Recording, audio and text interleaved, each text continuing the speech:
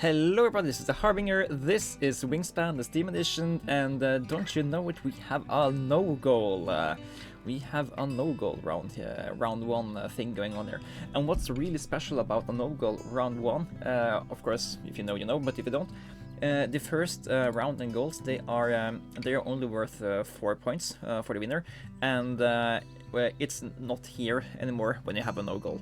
Instead, you get an additional action cube every subsequent round here. So usually you only have 26 actions in a normal game, but in this game here we are gonna have 29 action cubes, and we are not gonna have a first round and goal here. So we are sacrificing the possibility to gain 4 points from the first round and goal, and instead we are gaining 3 more action cubes. And if we get something really good cooking here, we can get a really high score. So excited about that. Let's look at what's available for us here, and we have good options for us here. We have the Great Tit. This is food advantage. This will give us the food we are most interested in having from the bird feeder, and by the looks of it, that's gonna be. We can take 3 nectars on a turn here, so that's gonna be great. Yellow-headed blackbird is a way for us to get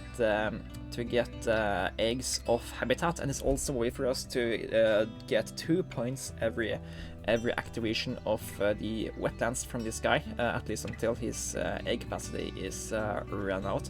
So really happy about those two, and yeah, that bodes very well. I'm gonna go ecologist here. We have 3 more turns. We have really good tempo and value birds here, so I think we can very well manage to play 4 birds into every habitat here, maybe also 5, because no goal is just really powerful. Yeah, I think we are gonna go and try for a good wetlands habitat here, and hopefully it will follow through. Now, there is also something to be said for picking up the ash-throated flycatcher here. Why would we want to do that?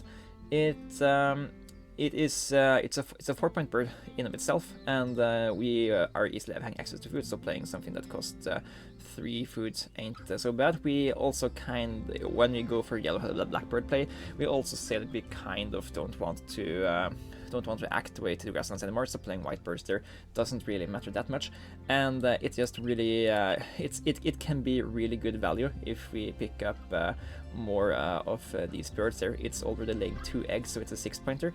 If we, for example, pick up this guy, that we might also want to prioritize, since he will give us additional food every time we activate the forest here. We might get really good value here. That's something we can consider. We can also consider maybe picking up the pink-eared duck. This guy would also let us draw more cards. However, to turn that additional card into points, we would need one of the birds that can tuck more than 1 card a turn, and so the main benefit of this guy is that he will let us draw more stuff. The yellow-headed blackbird is gonna eat a lot of our cards, so it's slightly hard to deal with that. But I think we're just gonna go with these two. Take the food to go with them here, and be very happy about this opener here. We are not gonna play the yellow-headed blackbird first. Usually you want to do that so that if something pops up in a trade that you really want, you can get more value out of it. But we need to play out the Great Tit if we are to have enough food to play both birds without wasting turns.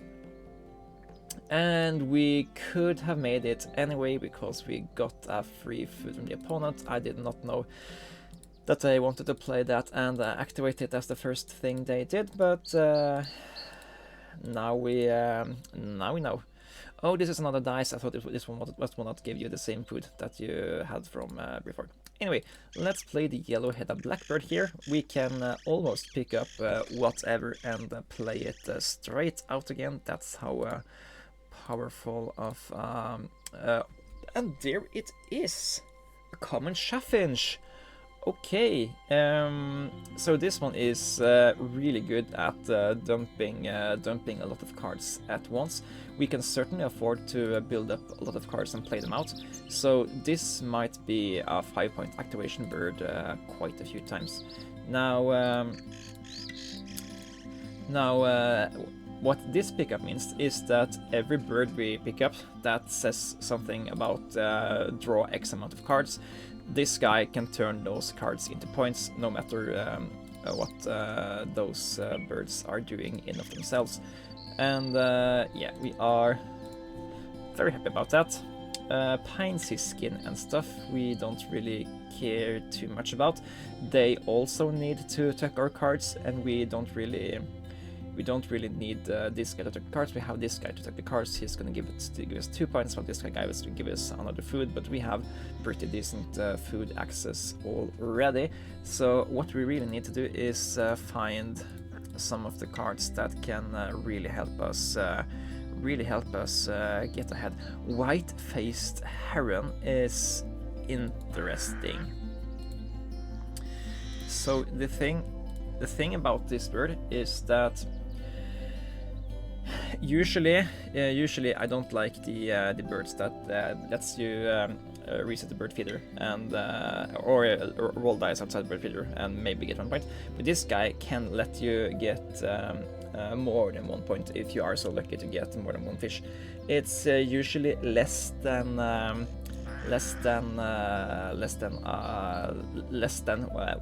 in expected value every time you do it, but it will let us maybe take food. It's a way to spend some of the eggs we have here, and it's a 6-pointer. It lets us get a pair that we can discard eggs to the yellow-headed blackbird if we want to draw more than 1 here, and Eurasian nutcracker as well. This can be weird game here. Not interested in playing the black-headed gull, I think. Yeah, we just steal from their supply and then they get to take something better from the bird feeder. I don't think so. No and thank you. And yeah, I just think we have to decide if we are trying to build up a decent wetlands habitat here, or if we are trying to pivot away from this. We are just getting trash on trash on trash on trash here.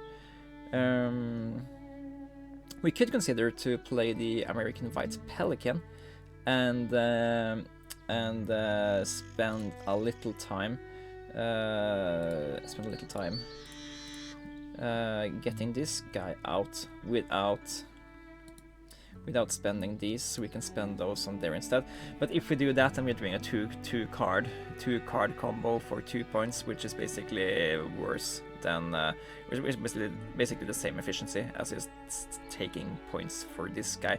So I immediately regret everything we did last turn, but it's not horrible. It's not horrible. We can still look for more stuff here. Cockatiel is just a really bad card. You have to discard food and then to get to take a card from the tray. Yeah, I don't like that. We take that, we cache it this turn and push that into there. We had potential this game, but that potential just haven't manifested into something good here. We don't have that card advantage we would really want to have. We have off habitat eggs. We have a really good food production, but that's kind of it. I'm gonna play the common chaffinch after we have taken some food, and hopefully the opponent will reset the bird trace. We can look at a little bit more birds here. They have not. We can still play this guy and maybe look next turn here. Still nothing.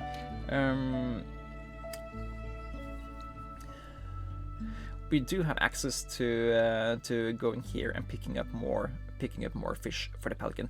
So actually, it's not the worst thing in the world to do this. I am going to do it. We are running out of time to wait for the perfect. We need to push for something now. And now we can now we are here. We can spend the food here to reset the bird feeder and pick up better stuff. I'm not really excited by any of these cards either, but I guess the Roseate Spoonbill is a card that works for the two later bonus rounds after this one. So I'm gonna pick up that one, and I'm gonna look at what this guy was. Not happy about that. We are always gonna cage fish on this guy whenever possible, which means that we are also never caging on the white-faced heron anymore. Let's eat common golden eye. I think we have eggs from elsewhere. We don't need that guy. And yeah, let's look for here one more time. Again, reset the bird feeder. See if we can't find something here we care about. I don't really. I mean, the common swift is a really efficient bird to play. It costs 1 food, is worth 5 points. Works for the last round and goal for us. So I will take that guy and whatever was on top there. And we are gonna tuck away this spotless crake.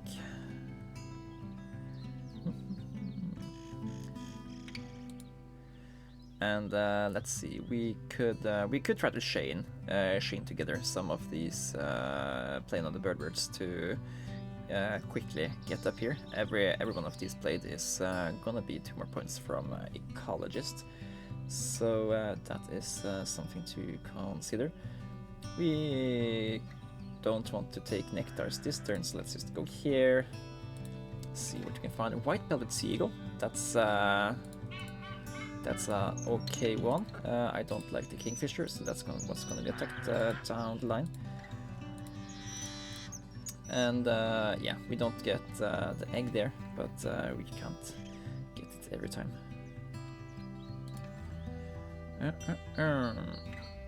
Okay, we now need more nectars. We need to play this guy over there and then get access to 3 cards.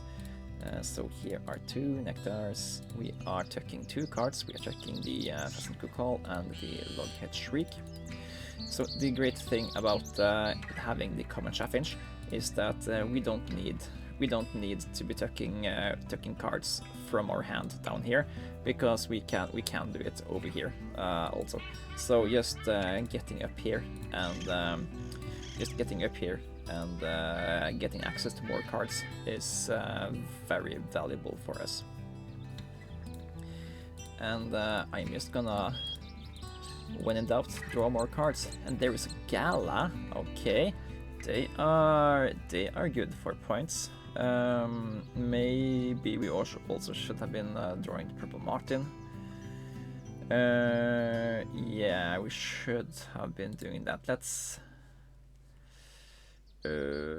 spend on.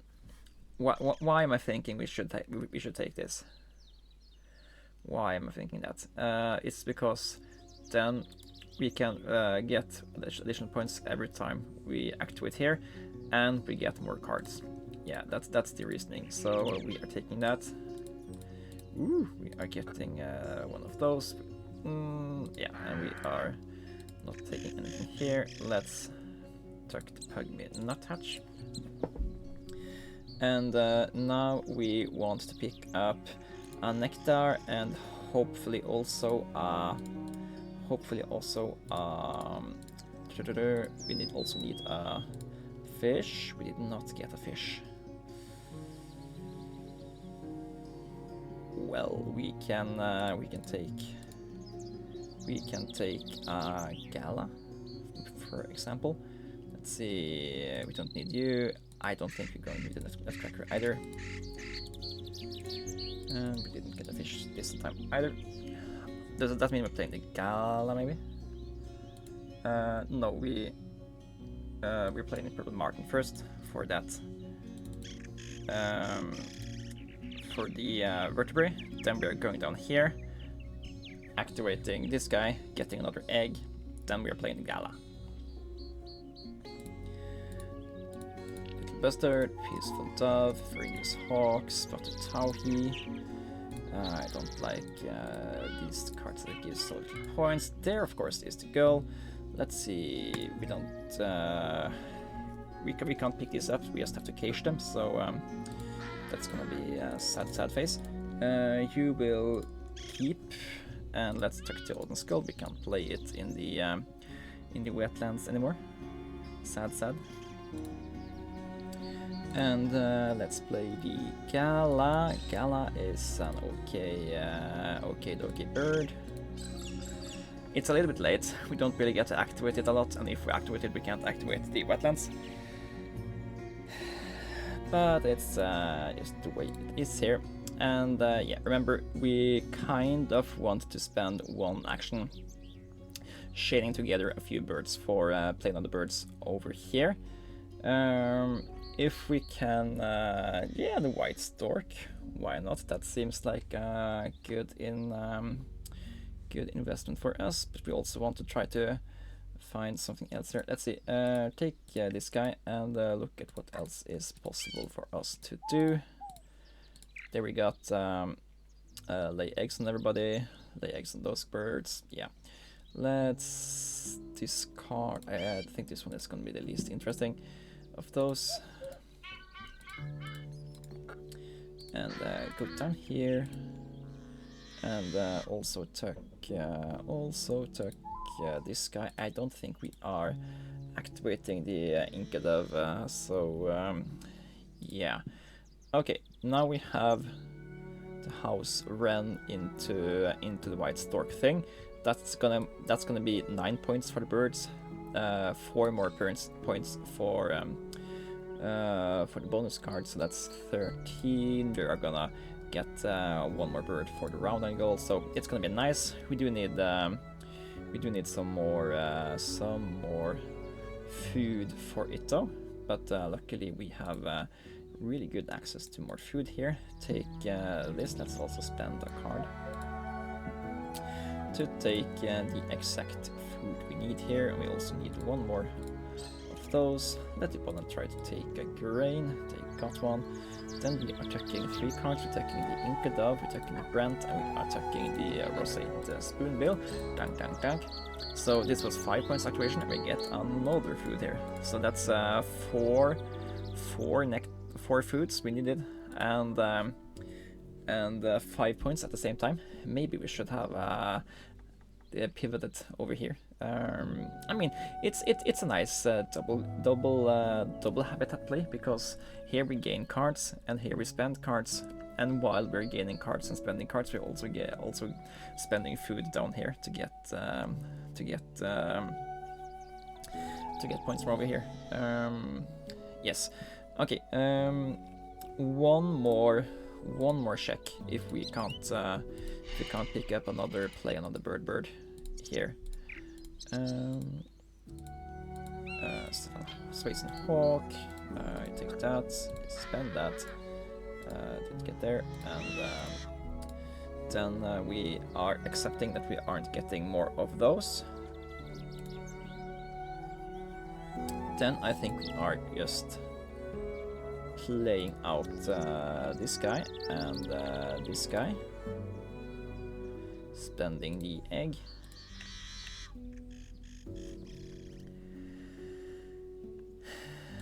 And then we have the opportunity to just go down here 2 times. This is gonna be worth 10 times, activating this twice.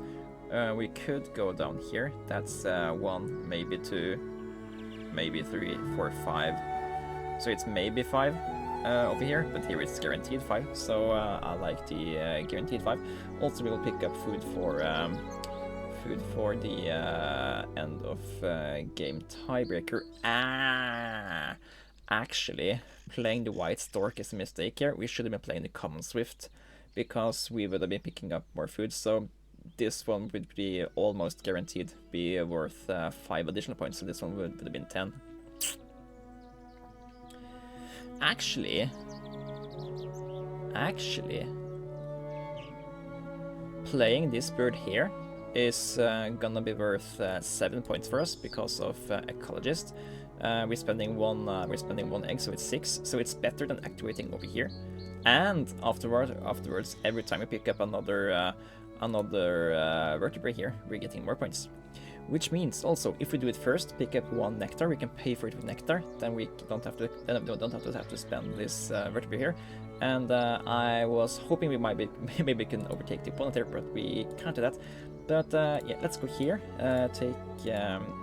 Take as many of these vertebrae as possible. Let the opponent redo the thing there. They didn't get it. That's even better. Happy about that. Push some more cards into here and reset the bird feeder and take another vertebrae. Yeah. Oh, I'm glad I saw that thing. Then playing the White Stork wasn't that bad after all. Yeah, playing another 8-pointer was probably better than getting 1 more food here. So yeah, awesome. And that also maybe tied the opponent here. No, we beat them actually. Okay. So we are what we're looking at here. I don't know if all the points are counted yet, but it looked like we were doing 120 points. That's nice. And yeah, we win 2 of the nectars, so that's 12 points from there. And yeah, let's look at the total coming up here. I think we have a decent chunk of points from bird cards. 51, yeah, that's not too bad. And there's 6 from bonus cards. End of round goals are 9 points. We don't have any eggs left, but that's due to the design of our playstyle here. And we have quite a few tucked cards here. Did we actually have 44 cards tucked? Really? 127 points? Where did all the tucked cards stay? I mean, okay, yeah, we tucked 12 cards with the chaffinch, and we also tucked 4 cards with the gala. This guy tucked 10 cards each. We tucked 13 cards to the yellow and the blackbird. Sheesh. Purple Martin tucked some, and we had some caged food. Yeah, I was just really shocked with how many cards we actually tucked over the course of the game here. We didn't have a blowout of a game, as we said earlier. We have 3 more actions this game, at the cost of not being able to win the first round of goal that was worth 4 points. So I would value a no goal in the first round, as you lose out on 4 points, or you lose out on 2 points, but you gain 3 endgame actions. And for us, these endgame actions are definitely worth 5 points. We had 5 points here, we had 5 points here, we had 5 points from playing birds worth 5 points. So the net worth of a no goal is in the round 1 is about 11 additional points. So I would rank this at 116 if we did not have the no goal as the first run goal. So while 127 might look really good, it's adjusted for the round 1 no goal. It's about 116, which is about average. So but I'm still happy about reaching average. We didn't really have anything working for us coming along through the game. The only thing we had going for us was the opening hand, but the opening hand was really good. Sorry about exiting the game. It's just I accidentally clicked the wrong button, and if I hadn't saved and exited, we will have lost everything. So yeah, Jelly-headed Blackbird lets us take eggs without going here. Means that we can spend this habitat for later. My plan was to maybe get one more of these played on the birdbirds and just play all of it out in one fell swoop here, getting 6 points from ecologist. I'm happy picking ecologist and not the other guy. The other guy was large wingspan birds. We would have 1, 2, 3, 4, 5. So yeah, we lack one big bird, but we could very easily have played the little bustard instead of the common swift instead. So yeah, I'm not worried about which one of those bonus cards we took. I just saw the no goal and I figured we could very well have time to play 2 more birds here. That would of course could become at the cost of not playing out all the things we wanted to do here. I mean, we could have played the Purple Martin over here instead, and every now and then we could have taken 4 eggs, took the card, so that's 5 points, pick up another card here, and we could have spent those additional eggs to draw more cards here. So playing it here wasn't really that important. If we had drawn more early good birds, if I had drawn more good birds early enough, this would have been a monster game, but we didn't, and it wasn't. But that's just the luck of the draw, I guess. Thank you guys for watching. This has been Harbinger, and I will see you guys in the next one.